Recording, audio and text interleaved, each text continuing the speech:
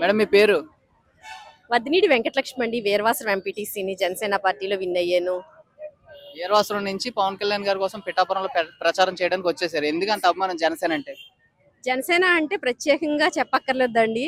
పవన్ కళ్యాణ్ గారు అంటే వీర మహిళల కోసం ఇచ్చిన హామీలు ఏంటి, వీర మహిళలని సంబోధించే తీరు ఏంటి, పవన్ కళ్యాణ్ గారి కోసం ఈ శారీస్ ఏ పార్టీలోని ఏనాడు లేని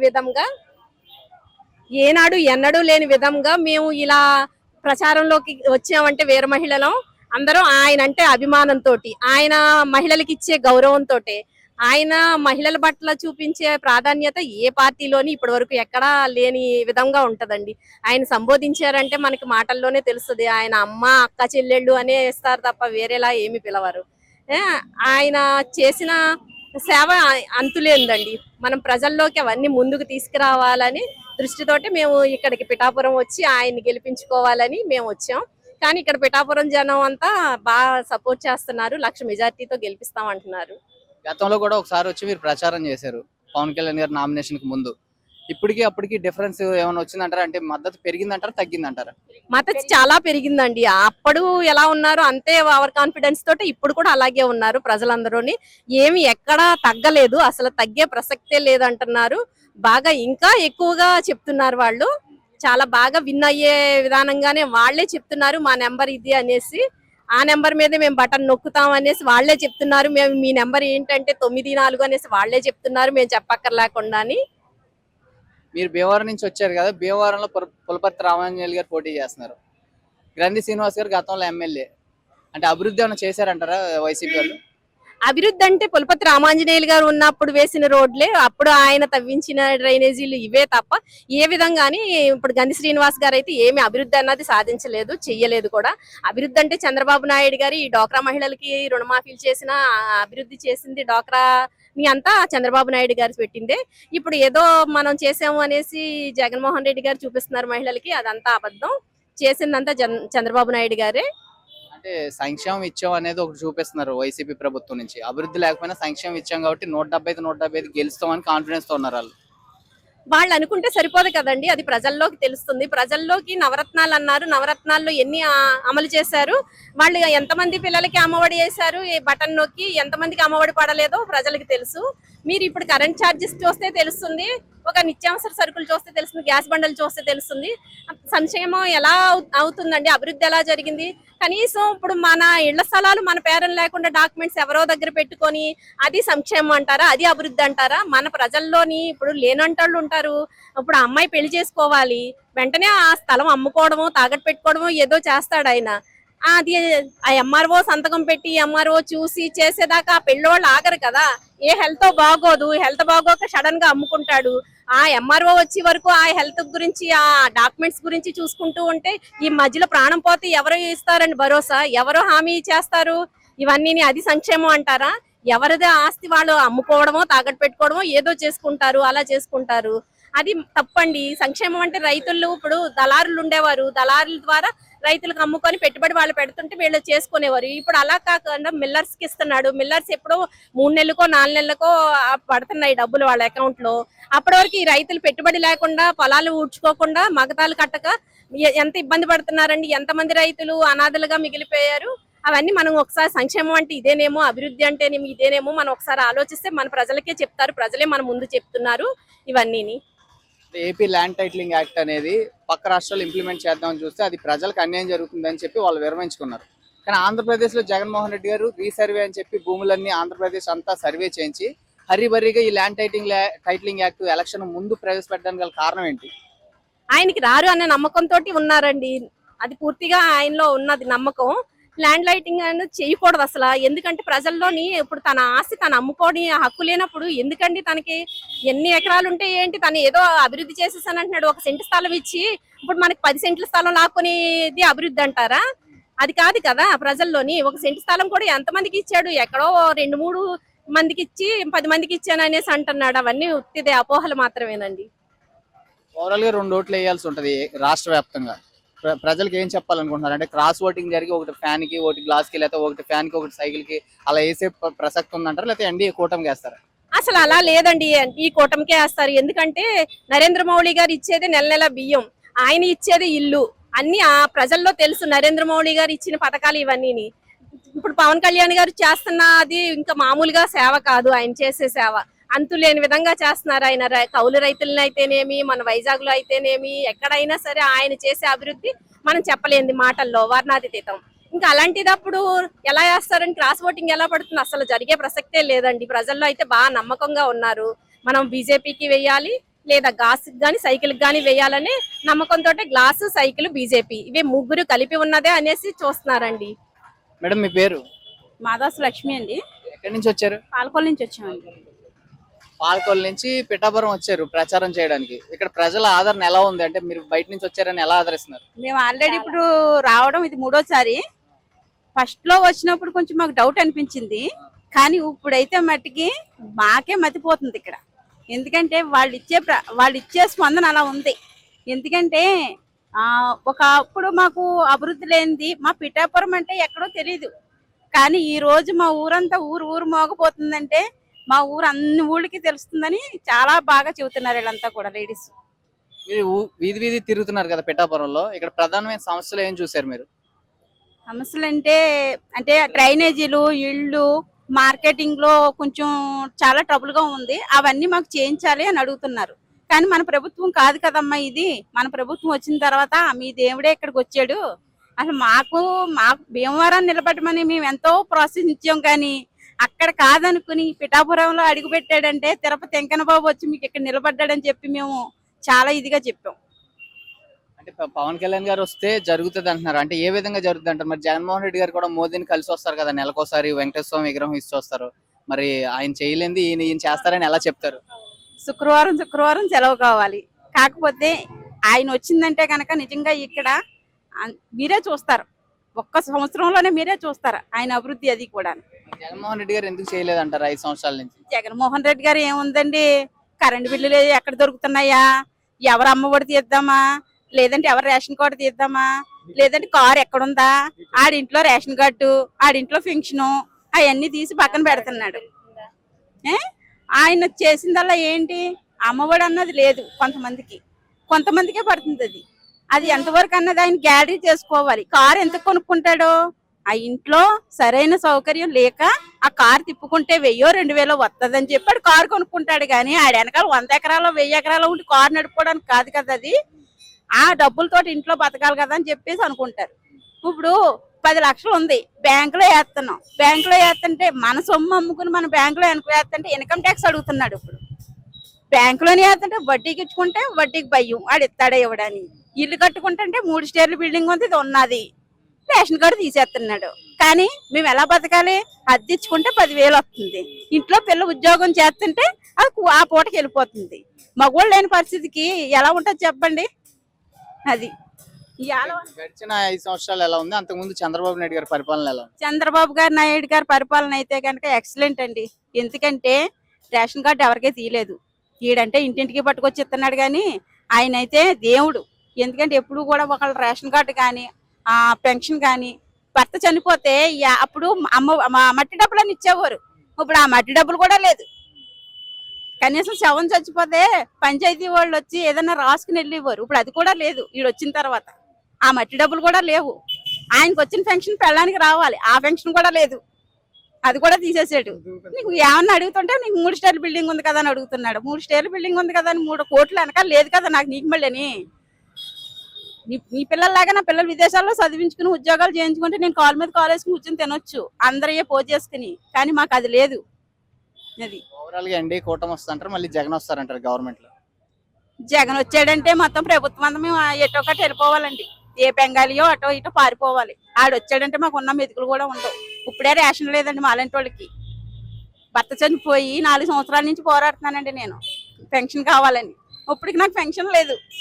నా కూతురు ఉద్యోగం చేస్తుంటే నా ఇంట్లో గడుపుతుంది, నా తల్లిదండ్రులను చూసుకోవాలి. జగన్మోహన్ రెడ్డి గారు ఓడిపోతే ఆయన పరిస్థితి ఏంటంటారు? ఆయన పరిస్థితి ఏముందండి, చెప్పా కర్ర పట్టుకు వెళ్ళిపోవడమే, శ్రీకృష్ణ జన్మస్థానానికి వెళ్ళిపోవడమే, చలపలు చేయలే. ఎందుకంటే తల్లిని గౌరవించలేనోడు పరిపాలించడం వేస్ట్, చెల్లిని గౌరవించలేనోడు పరిపాలించడం అనవసరం. ఇప్పుడు ఎక్కడ ముద్రగడ్డ పద్మనాభం ఉన్నాడు కదా, ఈయన కూడా అందులోకి జాయిన్ అయ్యాడు. వాళ్ళ అమ్మాయి చెబుతుంది ఇక్కడ నా తండ్రి ఇటువంటిదని. ముద్రగడ ఎందుకంటే పద్మనాభం గారు రీసెంట్ గా ఒక కామెంట్ చేశారు, ప్రాపర్టీ అని. అంటే కూతుర్ని అలా ప్రాపర్టీ అని మాట్లాడడం కరెక్ట్ అని అంటారా? కరెక్ట్ కాదండి, కరెక్ట్ కాదండి. అది ఆయన ఒక కాపు జాతికి చెందినోడే కదా, కూతురు కాపు జాతికి చెందినోడే. కూతురు ఎందుకు అసహించుకుంటుంది ఈ రోజుని? నా తండ్రి ఇటువంటి మాట మాట్లాడతాడా అని ఎందుకు అసహించుకుంటుంది? ఒక్కసారి ఆలోచించండి. ఇక్కడ అందరికీ కూడా, ప్రజలందరికీ కూడా తెలుసు ఎవరేం చేశారు. ఇప్పుడు ఈ ఊళ్ళో ఎవరు ఇప్పుడు నిలబడ్డ ఆవిడ ఎవరు, ఆవిడ పేరు వంగ గీత గారి ఇంట్లోనే కొన్ని మార్పులు జరిగినాయి. ఆవిడ ఆడపడుచుని ఆవిడ మోసం చేసింది, అది కూడా వెలుగులోకి వచ్చింది.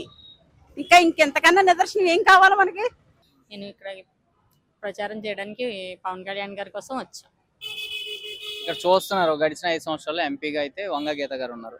ఈసారి ఎమ్మెల్యే పోటీ చేస్తున్నారు.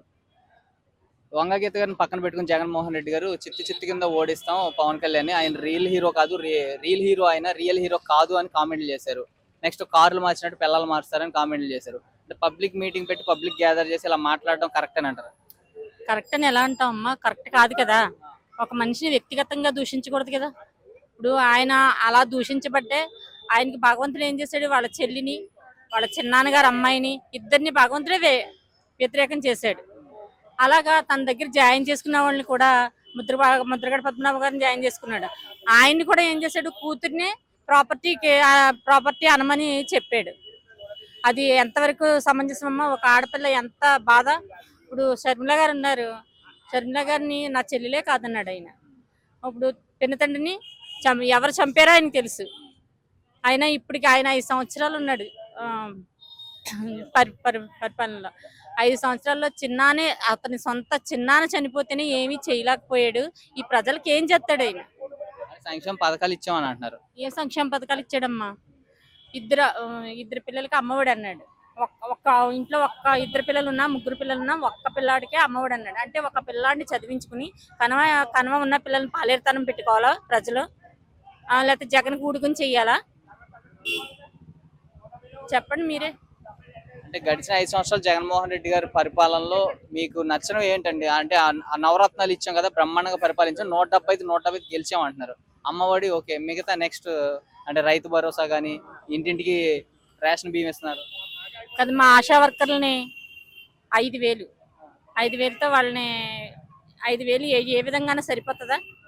ఒక జాబ్ చేసే వాళ్ళకి 5,000 సరిపోతాయా? వాళ్ళని ఏం చేశాడు, బిచ్చగాళ్ళగా కాకుండా లేకపోతే ఉద్యోగస్తుల్లా కాకుండా వాళ్ళ జీవితాన్ని నాశనం చేసేసాడు. ప్రొటెస్ట్ చేశారు కదా అప్పుడు, మరి మీ సమస్యలు పరిష్కరిస్తానని హామీ ఇచ్చాడు కదా. ఎక్కడ హామీ చేయలేదు కదా, మా సమస్యలు పరిష్కరించలేదు. అంగన్వాడీ టీచర్లు వెళ్తే ఏం చేశాడు, వాళ్ళని కూడా తరిమేశాడు. అది పద్ధత? ఒక ఆడవాళ్ళని గౌరవించలేనోడు ఎక్కడా పనిచేయడు. కరెక్ట్. ఓవరాల్ గా గవర్నమెంట్ చేంజ్ అవుతుంది అంటారా, మళ్ళీ జగన్ వస్తారంటారు? గవర్నమెంట్ చేంజ్ అవుతుంది, ఎన్డీఏ కూటమి వస్తుంది, మన దేశ భవిష్యత్తు బాగుంటుంది, మన రాష్ట్ర భవిష్యత్తు బాగుంటుంది. ఇక్కడ పిఠాపురంలో ఎవరు గెలుస్తారంటారు? వంగ గీత గారు చెప్పేది ఏంటంటే ఓటుకి 1,00,000 ఇచ్చైనా సరే కొనేస్తా అంటారు. మీరు ప్రజలు ఏం చెప్తున్నారు, మీరు గ్రౌండ్ లెవెల్లో వెళ్తున్నప్పుడు? ప్రజలు వాళ్ళు 1,00,000 ఇస్తే మా డబ్బులే కదా, మేము తీసుకుంటాం 1,00,000 తీసుకుని గాజు గ్లాసు ఓటేస్తామమ్మా, మీరేం భయపడకండి. ఇక్కడ 1,00,000 ఓట్ల మెజార్టీ వస్తుంది పవన్ కళ్యాణ్ గారికి. డబ్బులు ఇస్తే తీసుకోవడం మాకు తెలుసు, తీసుకుంటాము, గాజు గ్లాసుకు ఓటేస్తాము, పవన్ కళ్యాణ్ గారిని మేము గెలిపించుకుంటాము. పవన్ కళ్యాణ్ గారు ఇక్కడ నిలబడడం వల్ల మా ఊరి పేరు దేశాల్లో మారిమోగిపోతుంది. ఆయన వల్ల ఇంకా మా పిఠాపురం బాగా అభివృద్ధి చెందుతుంది. మీరు ఇంకొక సంవత్సరం పోయిన తర్వాత వచ్చి చూడండి మా పిఠాపురం ఎలా ఉంటుందో అని ప్రజలే చెప్తున్నారమ్మా. మేము గుమ్మాలకు ఓటాడడానికి వెళ్తే మీరు రావక్కర్లేదమ్మా, మేము వేస్తామమ్మా, మీరు ఎక్కడి నుంచి వచ్చి అడగవసరం లేదమ్మా, మా కళ్యాణ్ గారికి మేమే ఓటేసి ఘన విజయానికి మేము పిలుస్తామమ్మా మిమ్మల్ని అంటున్నారు. నా పేరు మటన్ జ్యోతి, పిఠాపురం. మీరు దివ్యాంగురాలు, ఈ టైంలో కూడా రాత్రులు కూడా ఎందుకు తిరుగుతున్నారు ప్రచారంలో? పవన్ కళ్యాణ్ గారి వైపు, అది కూడా జనసేన వైపు. అవునండి, అంటే జగన్మోహన్ రెడ్డి వచ్చిన తర్వాత నాకు పెన్షన్ తీస్తారు సార్. పవన్ కళ్యాణ్ వస్తే నాకు పెన్షన్ వస్తుందని నేను అనుకుంటున్నాను. అంటే ఎందుకు అంత నమ్మకం పవన్ కళ్యాణ్? అంటే గతంలో ఏం చేశారు? మీ దివ్యాంగులు కానీ ఎలాంటి వాళ్ళని ఆయన ఎప్పుడైనా పరామర్శించారా, ఆదుకున్నారా? పవన్ కళ్యాణ్ అంటే నాకు ఇష్టం సార్. పవన్ కళ్యాణ్ వస్తే మాకు అన్ని అవకాశాలు కలుగుతాయని మేము అనుకుంటున్నాం. వాళ్ళ తంగెళ్ళ శ్రీనివాస్కి పవన్ కళ్యాణ్కి ఓటేస్తాను. ఆ ఓట్లు వాళ్ళిద్దరికీ వేస్తాను. నెంబర్లు తెలుసా మీకు? బ్యాలెట్ బాక్స్ నెంబర్లు? పవన్ కళ్యాణ్ అండి, 9 తంగెళ్ళ శ్రీనివాస్ అండి, ఒకసారి చెప్పండి మళ్ళీ. 4 పవన్ కళ్యాణ్ అండి, 9 శ్రీనివాస్ అండి తంగెళ్ళ. మేడిశెట్టి నాగమణి గారు ఉన్నారు. ఆమె దివ్యాంగురాలు అయినా కానీ పవన్ కళ్యాణ్ గారు ఇక్కడ పిఠాపురం నుంచి పోటీ చేస్తారు అన్నప్పటి నుంచి అలుపెరగని పోరాటం చేస్తూ వీధి వీధి వాడవాడ ఎవరు వచ్చినా వాళ్ళతో పర్యటిస్తూ ప్రజా సమస్యలన్నీ ఇక్కడ అధికారుల దృష్టికి తీసుకెళ్తున్నారు. చెప్పండి మేడం, మీరు కోఆర్డినేటర్ కింద ఉన్నారు పిఠాపురానికి, ఒక దివ్యాంగురాలు అయ్యి ఇంత సాహసం చేస్తున్నారు, ఎందుకు అంత అభిమానం? అన్నయ్య దేవుడండి. ఏ రాజకీయ నాయకులు కూడా అసలు వాళ్ళ నేనమే కూర్చొని మొత్తం మాట్లాడాలండి. అన్నయ్య మా దివ్యాంగుల్ని చూసి కిందకు వచ్చి కూర్చొని మాట్లాడారు, మా కష్టసుఖాలు తెలుసుకున్నారు. ఆ రోజు నేను చెప్పాను, అన్నయ్య మీరు ఎక్కువ డిజబిలిటీగా ఉన్న వాళ్ళు 100% ఉన్న వాళ్ళకి ఒకసారి ఆలోచించాలి, మంచానికి అంకితం అయిపోతున్నారు అన్నయ్య. కొంతమంది కిడ్నీ గ్రస్తులతో బాధపడుతున్నారు, తలమేనసి కూడా ఉంటున్నారు, వాళ్ళకి బ్లడ్ అది చేంజ్ చేసుకునే ఇవి ఉంటుందని చాలా అమౌంట్ అయిపోతుంది, మీరు అలాంటి వాళ్ళ కోసం ఆలోచించాలి, కొద్దిగా నడవగలిగే వాళ్ళకు ఉపాధి అవకాశాలు కల్పించాలి అన్నయ్య అని చెప్పాను. ఆయన ఇంకా ఏ పదవి రాకముందే అసలు నాకు చాలా హ్యాపీ ఫీల్ అవుతున్నాను. కూటమిలో అయితే మాత్రం మేనిఫెస్టోలో పెట్టింది మాత్రం ఖచ్చితంగా పవన్ కళ్యాణ్ గారే. ఈ పాయింట్ రైట్ చేశాడు. నేను మాత్రం 100% చెప్తున్నాను. ఎందుకంటే ఆ రోజు ఏదైతే చెప్పామో అన్నయ్య గారు అన్ని గుర్తు పెట్టుకున్నారు. అందువల్ల 15,000 రూపాయలు చేశారు. ఈ కిడ్నీ గ్రస్తులకి తలసేమియాలకి 10,000 రూపాయలు, కొంచెం నార్మల్గా నచ్చిన వాళ్ళకి 6,000 రూపాయలు అని చెప్పి అన్నయ్య గారు ఆల్రెడీ మేనిఫెస్టోలో పెట్టేశారు. ఇదే కాకుండా మన వైజాగ్ మీటింగ్లో కూడా అన్నయ్య మీకు SC ST లాగే దివ్యాంగులు కూడా నేను ప్రత్యేకంగా మీకోసం ఒక చట్టం తీసుకొస్తాను, నేను దీన్ని అమలు పరిచి ఆమోదిస్తాను అని చెప్పారు. చాలా హ్యాపీగా ఫీల్ అవుతున్నాం. మా దివ్యాంగుల్ని సమాజంలో తక్కువ చూస్తున్నారు. మమ్మల్ని దివ్యాంగులకి మా పేరు ఉంటుంది కానీ మా పేరు పెట్టి పిల్లరు. చొట్టోడని, గుడ్డోడని, కుంటోడని, ఇలాగా మోగోడని రకరకాల పేర్లతో పిలుస్తారు. అది మాకు చాలా బాధాకరం. మాకు శరీరం లోపం తప్ప మా మనసు లోపం కాదు. ఆ విషయం మా పవన్ కళ్యాణ్ గారు మాత్రమే, మా దేవుడు మాత్రం మమ్మల్ని గుర్తించాడు. అందుకని అలుపు ఎరగకుండా నేను రాత్రులు పగలు కూడా అన్నయ్య కోసం నేను ప్రచారాన్ని తిరుగుతున్నాను.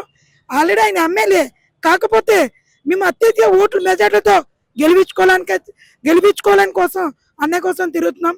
అందరికీ తెలుసు, ప్రజలందరికీ ల్యాండ్ టైటిలింగ్ చేయడానికి తీసుకొచ్చారు. రాయల మీద ఫోటోలు, పాస్బుక్ల మీద ఫోటోలు, అన్ని అతని ఫోటోలు అంటించుకుంటున్నాడు. లాస్ట్ మా బట్టలు కూడా తీసేసుకుంటాడు. ఇప్పుడు కానీ అతను కానీ వచ్చాడా ఒంటి మీద వేసుకున్న బట్టలు కూడా తీసేసుకుంటాడు. అది మాత్రం నీకు చెప్తున్నాను. ఆయన మాత్రం దివ్యాంగుల ఓట్లతో 80 రాష్ట్రం మొత్తం మీద 88,54,000 ఓట్లు ఉన్నాయి. దివ్యాంగులందరూ కూడా ఓటుతో ఆయన తొంగలో దింపుతాం, అది మాత్రం వాస్తవం. ఈ అమ్మాయి 100% డిజేబిలిటీ ఉన్న వాళ్ళకి కూడా శాంక్షన్ చేస్తాడు. అసలు అవ్వతాతలు తప్ప మేము గుర్తురావా? అలాగే వాళ్ళు తక్కువ పట్టట్లేదు, మేము కూడా ఉన్నాం కదా, మమ్మల్ని గుర్తు పెట్టుకోవాలి కదా. ఒక డిజేబిలిటీ కూడా చేయలేదు. నేను చాలా సార్లు చెప్పాను, మమ్మల్ని గుర్తించలేదు. మాకు చాలా బాధాకరంగా ఉన్నాం. సమాజంలో మేము కూడా ఉన్నాం. మేము దేనికే తక్కువ లేదు. మాకు ఎక్కడికి వెళ్ళినా ఏ వర్క్ ఎవరు, ఏ పని ఎవరు మేము చేసినా మాకు ఇచ్చి చూడాలి. మాకున్న పోస్టులు, మంచి పోస్టులు, వాళ్ళ పక్కన ఉన్న వాళ్ళు, ఆ రాజకీయాలు తిరిగిన వాళ్ళు వేయించుకుంటున్నారు. కానీ మాకు 4% మాకు రిజర్వేషన్ ఉంది. మమ్మల్ని ఎందుకు వేయట్లేదు? నేను డిగ్రీ చదివాను, డిజబిలిటీ మీద నేను కూడా వర్క్ చేశాను. నా డిగ్రీ అవ్వలేదని తీసేశారు మెప్మా ప్రాజెక్ట్లో. నాకు ఎంత బాధగా ఉంటుంది. నేనే 10 మందికి ఫీల్డ్లో వర్క్ చేసిన అమ్మాయి నన్నే తీసేస్తే నాకు ఉన్న దివ్యాంగులు వాళ్ళు ఎవరితో చెప్పుకుంటారు? ఒకసారి ఆలోచించండి. ఇది ప్రభుత్వం మాత్రం ఖచ్చితంగా జగన్మోహన్ రెడ్డిని మాత్రం తొంగలు దించుతా, తరిమి కొడతాం. అది మాత్రం ప్రజలందరికీ తెలుసు. ఈసారి అయితే అంత వన్ సైడ్ అయిపోయింది. పిఠాపురం నియోజకవర్గం అంతా గాజు గ్లాస్, ఎక్కడ చూసినా ఎక్కడికి వెళ్ళినా సరే మీరు రావక్కర్లేదు, మేమే గాజు గ్లాస్కి వేస్తామని చెప్తున్నా. పవన్ అన్నయ్యకి 4 నెంబర్ అని చెప్తున్నా. తంగెళ్ళ శ్రీనివాస్ గారికి 9 అని చెప్తున్నా. ఇద్దరు అన్నదమ్ములు కూడా ఇక్కడ పిఠాపురం నియోజకవర్గంలో ఎగిరేది మన జనసేన జెండా మాత్రమే. విన్ అయ్యి మంచి మెజార్టీలతో అన్నయ్య ఇద్దరు కూడా గెలుస్తారు. ఇక్కడ బంగారు కొండలాగా పిఠాపురం నియోజకవర్గాన్ని తీర్చిదిద్దుతారు. ఉపాధి అవకాశాలు కూడా ఇస్తారు. మాది 2016 చట్టం కోసం కూడా అన్నయ్యకి చెప్పాను. దివ్యాంగులు కూడా 5% రిజర్వేషన్ అమలు చేయమని చెప్పాను, అమలు చేయట్లేదు. మా దివ్యాంగులు కూడా అంతా కూడా భవిష్యత్తు బాగుంటుందని చెప్పి రాత్రులు పగలు కూడా అందరం కూడా తిరగడం కారణం అయితే మాత్రం ఇదే. జై జనసేన, జై జై జనసేన.